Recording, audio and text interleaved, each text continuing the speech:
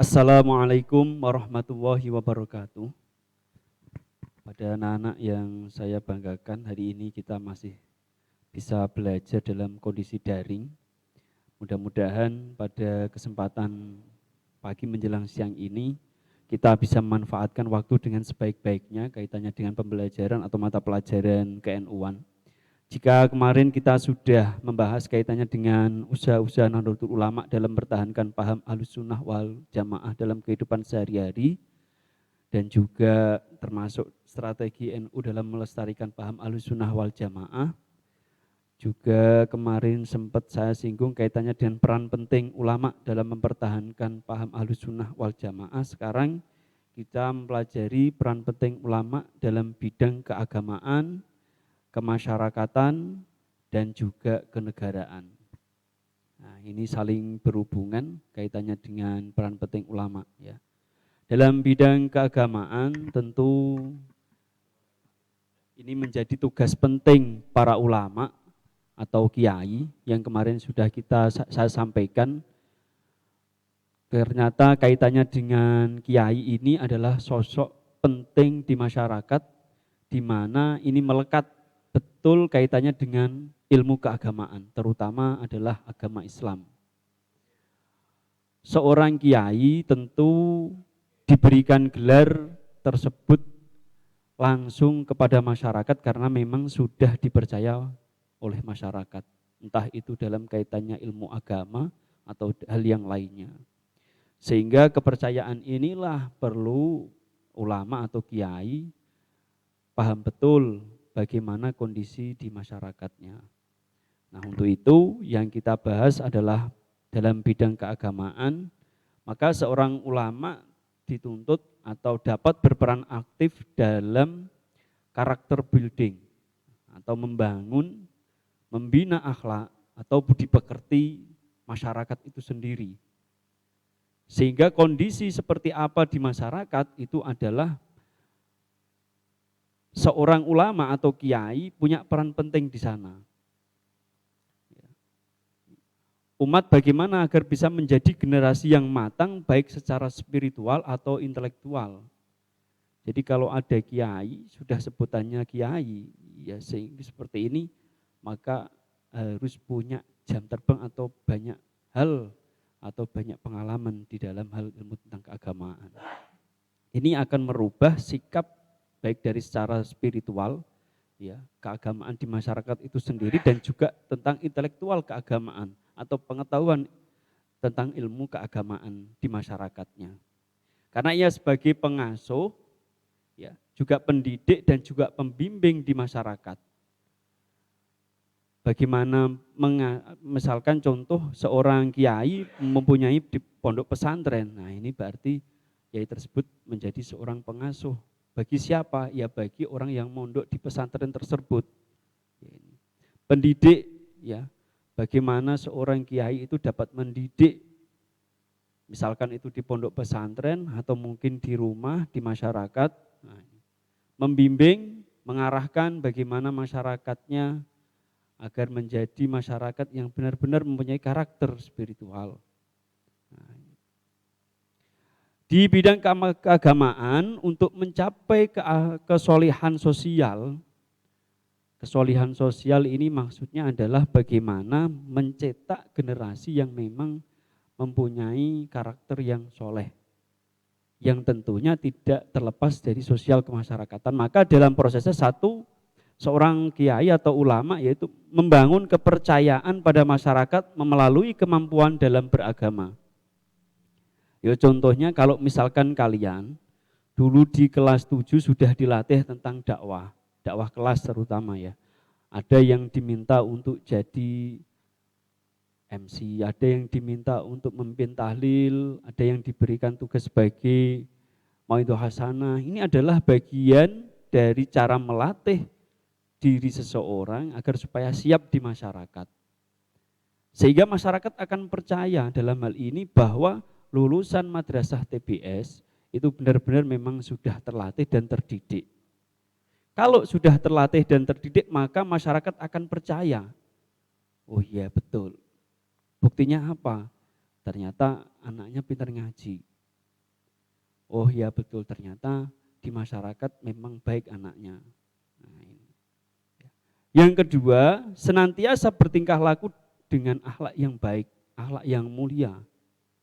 Tunjukkan sikap bahwa kalau menjadi seorang ulama atau kiai itu mempunyai sikap karakter yang mulia. Mulia itu banyak hal kalau kita bahas. Sopan santun, punya budi pekerti yang baik, tanggung jawab, jujur, disiplin. Ini akan menjadi seorang ulama yang panutan. Yang menjadi contoh masyarakat bahwa masyarakat dapat menilai bahwa memang si ulama tadi mempunyai karakter yang baik. Punya tutur kata yang baik juga. Maka tadi harus disebutkan sopan santun. Yang ketiga, memiliki ketegasan serta keberanian dalam menghadapi segala macam gangguan yang mengancam dirinya dan juga lingkungannya. Seorang ulama juga tegas, punya prinsip, punya pendirian, juga mempunyai keberanian. Kalau tidak punya yang tadi saya sebutkan, ya mohon maaf, pasti di dalam masyarakat itu pasti ada banyak benturan. Sehingga bagaimana mengkonsep agar supaya mampu menghadapi segala macam bentuk gangguan itu tadi. Entah itu keluarganya, entah itu masyarakatnya, ya. Jika dalam proses tersebut sudah terpenuhi, ya, maka kalian nanti, ya, masyarakat itu sendiri akan mengakui keberadaannya dan secara berangsur-angsur mulai berdatangan untuk berguru atau menimba ilmu pada dirinya. Penilaian inilah yang muncul yang sudah saya tadi sebutkan berkali-kali bahwa masyarakatlah yang memiliki penilaian itu sendiri sehingga orang tersebut dinamakan kiai atau ulama. Tidak kok kemudian kalau kalian pulang dari pondok itu terus banyak orang yang mengaji, itu tidak. Tapi peran pentingnya itu loh di masyarakat. Nanti kalau masyarakat sudah banyak tahu, maka lambat laun akan banyak sekali orang-orang yang datang ke rumah kalian untuk berngaji, untuk berdialog, ya, untuk berdiskusi tentunya terkait dengan keagamaan, sosial dan sebagainya. Nah, ini adalah sebuah contoh bagaimana agar menjadi ulama yang memang benar-benar menjadi kepercayaan di masyarakat itu sendiri. Sejarah Wali Songo sudah membuktikan dan memberi pelajaran bagi kita semuanya bagaimana mengajarkan agama Islam yang santun, kemudian dikembangkan oleh Nahdlatul Ulama. Contoh Mbah Sunan Kudus, Mbah Raden Ja'far Shothiq. Ini punya karakter toleransi yang sangat kuat. Nah, sehingga toleransinya di mana? Nah, pernah kemarin saya sudah sampaikan berkali-kali, ya kan? Bagaimana masyarakat Kudus diminta untuk tidak menyembelih sapi. Ini bentuk penghormatan kepada masyarakat Hindu di situ, di sekitarnya, agar supaya bisa saling menghormati dan juga saling menghargai. Makanya sejarah Wali Songo itu, ya, kalau kita bahas mulai dari 1 sampai 9 punya karakter masing-masing. Dan beliau itu ya punya karakter dalam santun dan kemudian banyak hal tentang akhlakul karimahnya yang perlu untuk kita pelajari dan dikembangkan oleh Nahdlatul Ulama. Dengan penuh takdim, Syekh Azhar Nuji, ya, memuji perjuangan ulama melalui gubahan syairnya dalam kitab Ta'limum Ta'lim bahwa peran ulama seperti seorang dokter yang sanggup menyembuhkan suatu penyakit. Nah, kalau kalian sudah pernah belajar tentang taklim pasti sudah banyak yang tahu, ya. Itu kan ada innal muallima wat tabiba kilahuma dan seterusnya, itu adalah gubahan dari Syekh syairnya, ya, Syekh Azhar Nuji, bagaimana memuji seorang ulama itu seperti seorang dokter. Bidang kemasyarakatan dan kenegaraan era globalisasi yang begitu besar menggerogoti bangsa ini di semua aspek kehidupan. sehingga terjadi kemerosotan moral dan lunturnya karakter masyarakat. Kita tahu betul, kita paham betul bahwa masyarakat kita ini masyarakat yang terkenal dengan pola etika atau budi pekerti yang luhur. Sehingga tentu budi pekerti ini perlu untuk kita terapkan dalam kehidupan sehari-hari. Ini yang disebut dengan moral kita. Ya. Sementara Nahdlatul Ulama melalui peran ulama tidak pernah berhenti melakukan national building atau pembangunan bangsa ini. Ya, yang sering kita sebut yaitu adalah penanaman cinta tanah air dan bangga terhadap sejarah di masa sekarang dan yang akan datang. Nah, dukungan Nahdlatul Ulama itu apa? Dukungan Nahdlatul Ulama terhadap Pancasila, 1000 UUD 1945 dan NKRI sebagai pilar bangsa merupakan wujud dari rasa cinta tanah air. Apa biasa kita sebut yaitu adalah hubbul waton minal iman. Cinta tanah air adalah sebagian dari iman. Ini seperti contoh karangan syair dari Kyai Haji Abdul Wahab Hasbuwah, yaitu adalah Subhanul Waton, ya. Pemuda tanah air. Nah, atau biasa orang kenal yaitu dengan sebutan hubbul waton, cinta tanah air. Kita coba simak dari Mars.